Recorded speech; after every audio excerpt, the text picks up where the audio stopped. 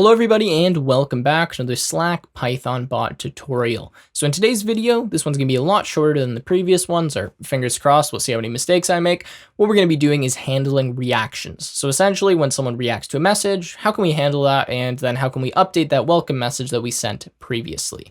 So let's go ahead and do that. The first thing I'm going to need to do is go over to our console here, so our Slack API, whatever, and just add the reactions read permission to our bot scope. Now, I think I showed you how to do this in the last video. We added the I am right and the reaction read. So just make sure you add that in here. You may have to reinstall the app again once you add that.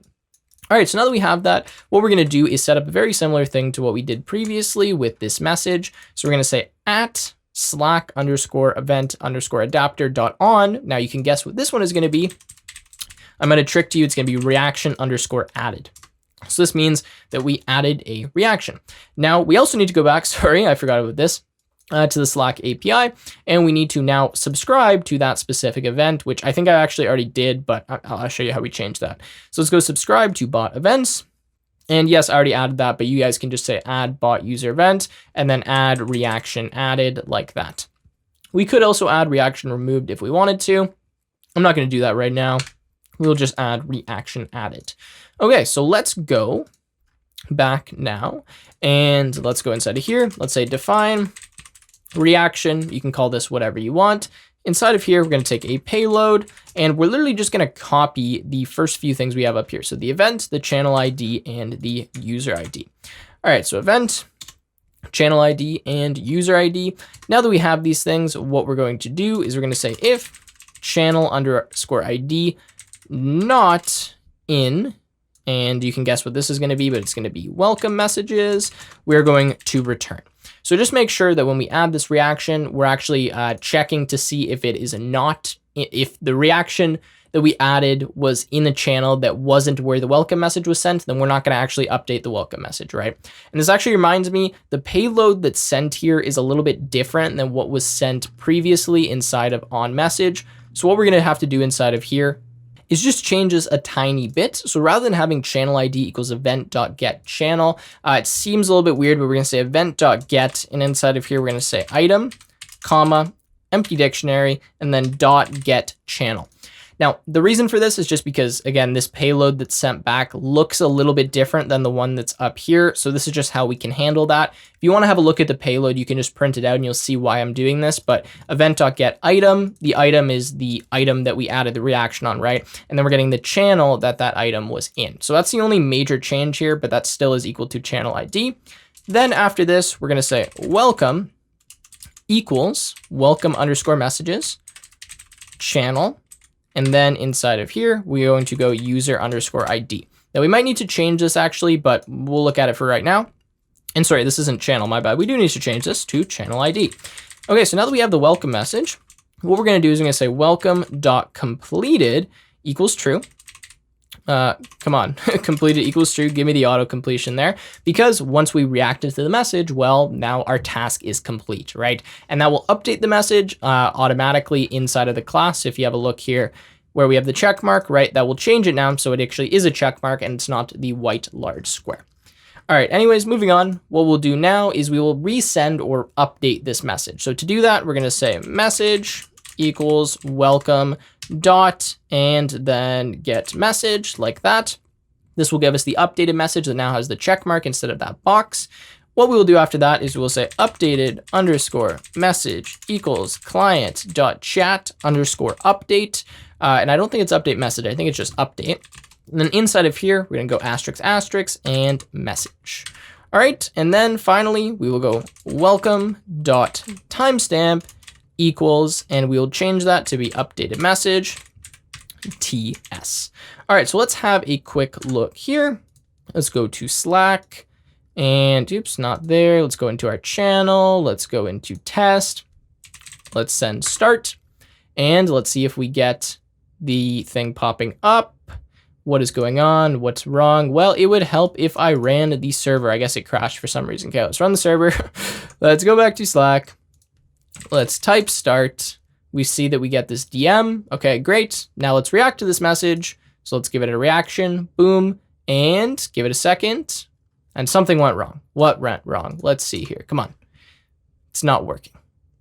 Okay, so I just messed around with this for a second and I realized what the problem is here. So I've just been printing out and having a look at what the user ID is and what the channel ID is. Now the problem here is that what we are actually getting when we get the channel ID is different from what we've stored inside of these welcome messages, right? So again, the reason for that is because what we stored inside the welcome message was simply this F string, right? Which is the @ and then the user ID.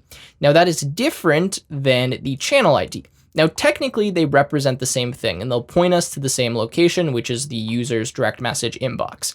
But since they are different, I cannot simply check if the channel ID is inside of welcome messages. So what I can do here is kind of a hacky solution where I do a try catch. So I can try to send this message, and if it doesn't work, just catch it and like cleanly return. That would potentially work. I also can just check if the @user ID is inside of welcome messages. So what I could do instead is do something like this.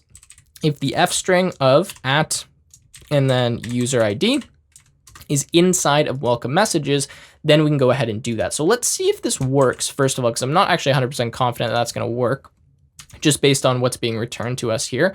But let's try this. So let's go do test. Let's type start. Let's see the DM come in and let's react to this message. I guess I need to move this more on the screen. So reaction, and let's add that. And let's see if this changes. No, that does not change. And let's have a look here. What are we getting? The problem here, we get key error this. So essentially, what is this saying? Okay, so I see the problem here. I changed this, but I didn't change this, which is a big problem. So let me just copy this string right here and just paste that inside of here. And now this should work. So this actually did work. That's why it actually gave me that error, because we advanced past the return statement. So it did find that this user, like the @user was stored inside of the, what are we calling here? Welcome messages. So now we can reference it from there and we should be good to go. I will go over this after, but I just want to make sure this is working before I mislead anyone anymore. So let's go start. All right, let's go back here and let's give a reaction to this message and give it a second. And of course, it's not working. All right, so the error I just got there was telling me that the channel ID was not found. So I'm trying to send back into F @user ID, and this is not working for some reason. There's something wrong with this Slack API. You know, I hate to always blame the API, but there's definitely something wrong here with this referencing. So what I'm gonna have to do is kind of implement some kind of hacky solution to fix this. Now, what I'm gonna do is just say welcome.channel equals, and I'm gonna make this equal to the channel ID before I get the new message. What this will do is change the channel for a welcome message to be equal to the actual channel that this DM was sent in, that's an ID rather than this like @tag that we used before. That should hopefully prevent the error that we had previously, where we tried again to use this @user ID to send the direct message or update the direct message.